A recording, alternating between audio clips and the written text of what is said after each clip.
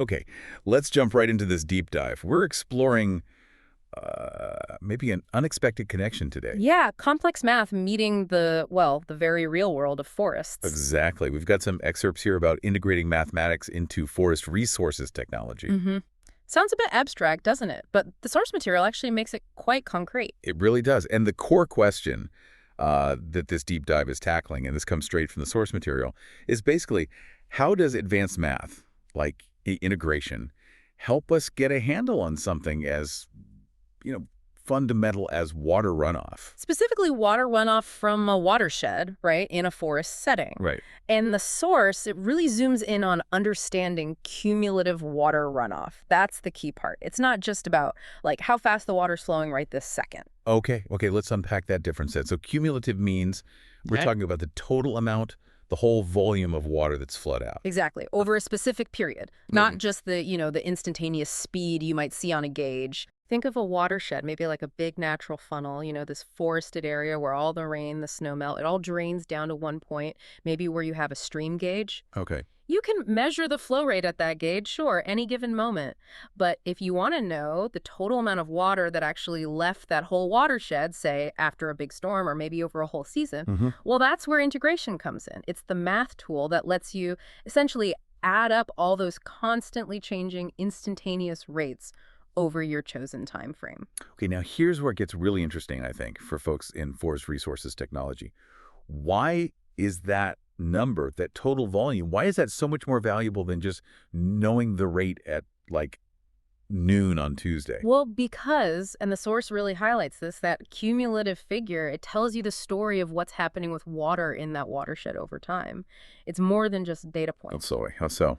It's a critical piece of information for making actual real-world decisions about the forest. Okay, so give us an example. How does knowing that total volume, how does that translate into like actual action on the ground based on the source? Yeah, so the source points out if you track that cumulative runoff right after, say, a big rainfall or a major snowmelt event, Hmm.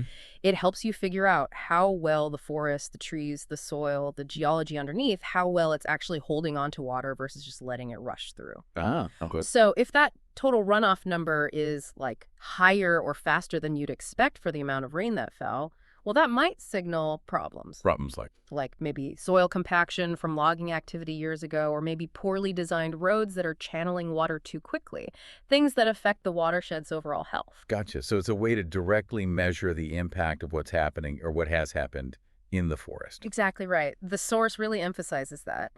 This cumulative runoff data, it feeds directly into deciding on best management practices, especially for things like timber harvesting. By understanding the total water yield, and crucially, when it comes out using this math, foresters can make smarter, data-driven choices.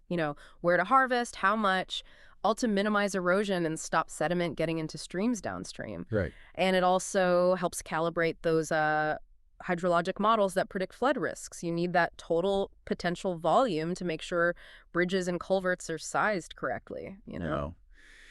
It's pretty powerful how one calculated number gives you such a big picture of how the whole system's responding. Yeah. It really connects that abstract math to very real, tangible environmental stuff and management decisions. It absolutely does. And, while we focus mainly on integration for runoff in this deep dive, Yeah. because that's core to the source material we looked at, Yeah. the source does also briefly mention how other bits of math, like differential equations, get used to for modeling things like how trees grow or even how forest fires might spread. Which just goes to show how deeply these mathematical tools are, well, integrated into understanding and actually managing these really complex natural systems.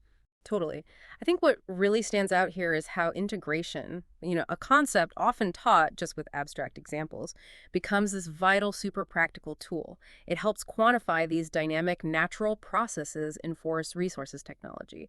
It takes you from just a snapshot view to seeing the whole movie, basically. So wrapping up this deep dive, the key takeaway really is that integration provides this essential mathematical way to calculate the cumulative water runoff. Mm. And that gives us, as the source material shows, crucial insights for managing watersheds better and understanding the real environmental impact of forest practices. hmm It really drives home that math isn't just, for the chalkboard. It's a fundamental language for understanding and frankly, interacting responsibly with the physical world around us, especially in applied fields like taking care of our forests. Absolutely. And that kind of leaves us, and you listening, with a final thought to chew on. Beyond water flow, beyond tree growth, where else might this sort of hidden language of calculus be operating out there in the wild, just waiting for us to use it to unlock more secrets about how nature works?